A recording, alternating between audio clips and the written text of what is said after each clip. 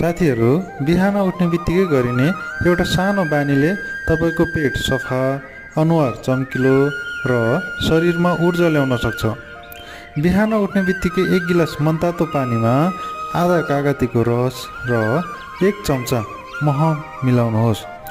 राम्रोसँग चलाएर खाली पेट पिउनुहोस्। यसले शरीरबाट विषालु पदार्थ हटाउँछ, पाचन प्रणाली बलियो बनाउँछ, छालालाई चम्किलो बनाउँछ, मोटोपन घटाउन मद्दत गर्छ र दिनभरि पनि शरीरलाई एक्टिभ बनाइराख्दछ। यदि तपाईँले यो उपाय नियमित रूपमा अपनाउनु भयो भने नतिजा आफै देख्न सक्नुहुनेछ। यस्तै उपयोगी हेल्थ टिप्सको लागि च्यानललाई सब्स्क्राइब गर्न नबिर्सनुहोला। भिडियोलाई लाइक, कमेन्ट, सेयर गर्न पनि नबिर्सनुहोला। धन्यवाद।